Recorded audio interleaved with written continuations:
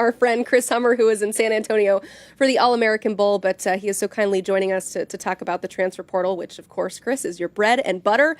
You probably heard the tail end of the conversation that we were having here about maybe the disadvantages of making the college football playoff as it pertains to bringing in talent in the transfer portal. What have you learned, and maybe what have you gathered at talking to some personnel around the sport as far as the timing of all of this with the expanded playoff? Well, it's definitely difficult, although I think it's a problem most people would take. You're going to take going to the college football playoff and the recruiting boons that you can get off of that. But yeah, it's certainly a challenge to manage practice and competing for a championship at the same time, in addition to trying to bring guys in and have visits. Because a lot of schools particularly will focus on the playoff, obviously, so that's what you're there for. But that can put you a little behind. But at the same time, like if you're a team that makes it deep, if you're a Texas, if you're an Ohio State right now, if you're a Penn State or a Notre Dame, it can be an advantage because your guys who don't want to enter the portal right away and are going to try to wait till after the season, they're going to be put in a time crunch. I know they have an additional 5 days after they lose, but with school starting up across the country a little bit, it can also really work in a school's favor because it's less likely a player is going to test the waters, given that a lot of the spots have already been taken. So there's a give and take with that, I think. Yeah, contrary to what we like to think, it's not completely professional sports with free agency. They still have to deal with spring enrollment. And so, yeah, that definitely shrinks their amount of time to do that. You and I have talked extensively about how NIL has affected this transfer portal in particular. How much money is being circulated right now compared to years past, Chris? Oh, it's 2x in some cases, and I've had some agents and people in the space tell me 5x at certain positions. Like offensive line, kickers are demanding $150,000 for the good ones, like a kicker. No offense to the kickers out there, you're very important, college kickers forever. But offensive linemen, tackles are commanding numbers that are quite high moving forward. Quarterbacks have pushed into the upper 2 range and sometimes into the $3 million range, and in one case, 4. So numbers have exploded this cycle. What do you think the reason behind that is?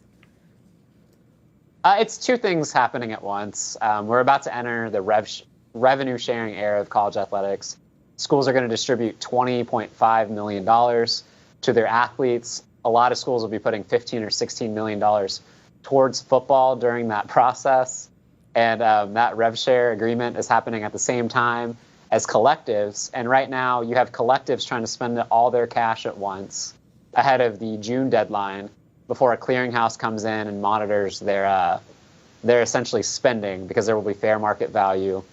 So you have collectives that in some cases have $15 to $20 million spending all their money, and then they have another $15 million on the back end of that for this year. So budgets across the country are exploding. And then a lot of schools that didn't have any money before, let's say you're an ACC school working with $4 to $5 million last year, now you have $15 million to spend, and that money has to go somewhere. Which is why these budgets are really exploding at a very rapid pace, and one I don't think will be necessarily maintained moving forward. All right, looks like it's last call there in San Antonio with them turning off the lights. But we got one more question for you, Chris. With everything that we've seen in the winter window and all the money that's being doled out and the expanded playoff pushing the timeline for some of these things, what do you anticipate we see with the spring transfer portal window as far as the amount of movement and dollars being spread out there? It's going to be hectic once again. I think we're just at 2,900 FBS players in the portal right now. Last spring, we saw 1,000 players enter, and I would expect to see about the same number FBS just based on the movement we've seen. And every cycle is a renegotiation opportunity for these players, like, frankly. That's how this era works of college athletics. So you're going to see players push the envelope. And in some ways, the spring is a more advantageous time to go in. The supply is lesser. Schools are more desperate because you have to fill those needs. So you're going to see players really take advantage of that market and eventually enter. And I mean, we got another couple of weeks of this portal cycle to go still. We're not close to done. Yeah, I was going to say, I'll talk to you on April 15th when the the spring portal window opens. But no, there's still more things to happen in this window. Thank you so much, Chris Hummer. We appreciate your coverage. You can check out more of his work, as always, on 247sports.com. Let's bring it back here in studio because I want to get your perspective from a general manager's perspective in this, how to deal with the 2 transfer portal windows. What's the strategy behind what you're accumulating in the winter versus what you're bringing in the spring? The winter, you're trying to get your team set, just so when you go into the spring, you have enough out there to practice, and you have a good feel of what your roster is going to look like. In the spring window, once you get to that, you're saying, okay, look, we went through spring. We understand we might have lost one or two due to injuries as well, too. We got to understand that plays a role into it. And how are we going to finalize this roster moving forward to get ready for this championship and this playoff run?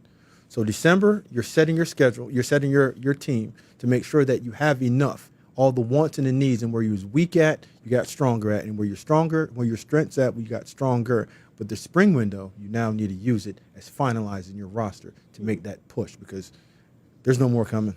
Yeah. From a player perspective, you heard Chris Hummer say that it might be advantageous for some players to enter in the spring transfer portal window because they're one of the few players available, and you have a much bigger market. You have more desperation from some of these teams who maybe didn't get you in the winter window and need to have you for this upcoming season. But how do you weigh the advantages with also the disadvantages? Because some rosters are closed, some teams are done adding, and then also you're coming in late too. College football is always going to be desperate, desperate for good players, and always overspend. But for those guys that are getting in late, you got to understand that money might also run out. So you can't just always just bet on, I'm going to get it in spring and I'm going to get a lot more money. No, that's not the case. So you have to weigh it out and see where do you fall and what teams are needy of, and play it that way.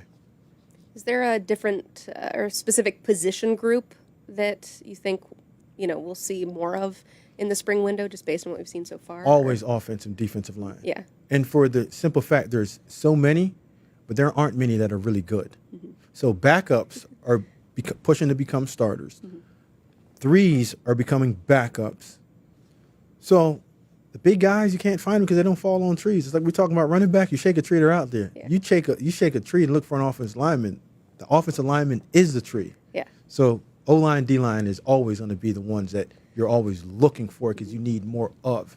And like we said it, the theme of this playoff, the more big bodies that you have on your roster that can get you through the season to make sure that you're healthy and physical and energized towards the end, you have a better chance at finishing out strong. Yeah, because these teams in the playoff are playing game number 15, game number 16, depending on what their conference season looked like. So, and a lot of it is becoming patchwork. They're putting Band-Aids on open wounds that they should be stitching up and getting them out.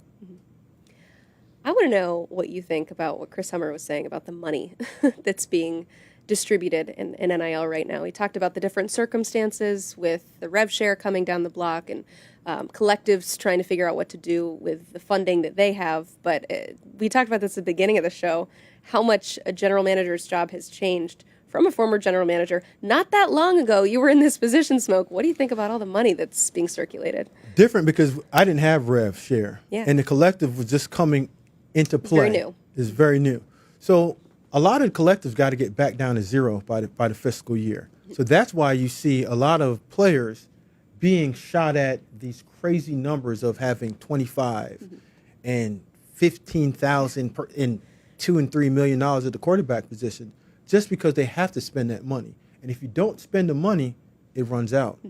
And now you have the rev sharing coming into involvement and playing it. You have extra money to spend. But I always tell the general managers, guard yourself. Because the money that you're spending, there's always a boss that's looking down at you. And a lot of these ADs are getting into now analytics. And they're tracking to see how much you're paying each player to see what the production is. So even though you have the money to spend it wisely and carefully, because production and performance is always going to be questioned at the end of the year. Yeah, it's not about how much money you have. It's about how you spend it. I think Nick Saban said that at some point this year, which is funny to hear as well. But pay the right ones Yeah. so you can get the right production. Exactly. So at the end of the year, you're one of the Final Four teams. Yep. And you can say, hey, boss, at least we're in the Final Four and everybody in our conference is getting $14 million because we're here in the playoffs. Yep. And the right people are getting that money.